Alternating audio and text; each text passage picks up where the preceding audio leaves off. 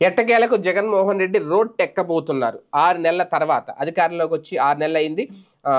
ఈ కూటమి ప్రభుత్వం ప్రతిపక్ష నేతగా ఆయన కూడా 6 నెలలు అయింది. అయితే ఇప్పుడు ప్రజా సమస్యల మీద ఒక పోరుబాట ఖచ్చితంగా కూటమి ప్రభుత్వాన్ని ఇరుకుని పెట్టబోయేలాగా ఉంటుందా ఈ పోరుబాట అనేది ఇక్కడ చాలా కీలకం. ఎందుకంటే ఆయన ప్రజా సమస్యల మీద లేవనెత్తే ప్రశ్నలు ఆధారంగా ఉంటుంది ఎలా ప్రజల నుంచి ఆయనకి సానుకూల స్పందన వస్తుంది అనేది. అయితే ఇప్పటికే చాలా సమస్యలే ఉన్నాయి.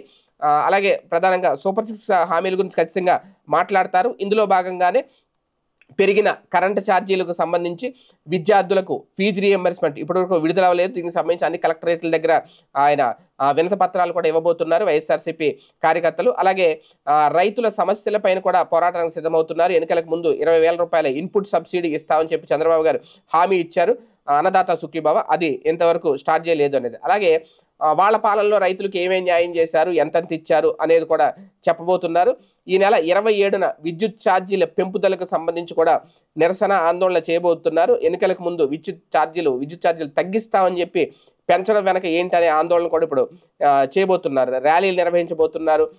విద్యార్థి దీవెన, విద్యా వసతి దీవెన, ఫీజు రీఎంబర్స్మెంట్ ఇవన్నీ కూడా జనవరి 3న రాష్ట్ర వ్యాప్తంగా ఆందోళన చేపట్టబోతున్నారు విద్యార్థులకు మద్దతుగా.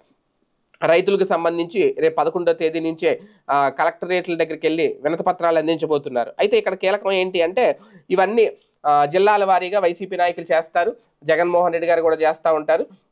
ఎంతవరకు ఇవి సక్సెస్ అవుతాయి అనేది, ఎలాంటి అరెస్టులు జరగకుండా. ఎందుకంటే అప్పుడు నారా లోకేష్ పాదయాత్ర చేస్తుంటే జీవో నెంబర్ 1 అని చెప్పి ఒక జీవోని తెచ్చి ఎక్కడికక్కడ కట్టడి చేసే ప్రయత్నం చేశారు. ఎక్కడికక్కడ అనుమతి ఇవ్వలేదు. ఆయన ఒక స్టూలు ఒక మైకు చేతితో పట్టుకుని తిరిగాడు పాపం. ఎక్కడ ఎలాంటి ప్రసంగాలు సభలు సమావేశాలు పెట్టడం లేదు. ఇప్పుడు జగన్ని ఫ్రీగా వదిలేస్తారా అంటే ఖచ్చితంగా ఆంక్షలు ఉంటాయి, ఖచ్చితంగా అనుమతులు తీసుకోవాలి, ఎక్కడికక్కడ అరెస్టులు ఉంటాయి, ఆందోళనలు నిర్వహిస్తారు, ధర్నాలు చేస్తారు, అరెస్టులు చేస్తారు, లోపలేస్తారు, కేసులు పెడతారు, అన్ని మామూలే. కాకపోతే ఏదో ఒక యాజిటేషన్ ఉంటేనే కదా ప్రతిపక్షం ఏం చేస్తుంది అనేది ప్రజలకు అర్థమవుతుంది.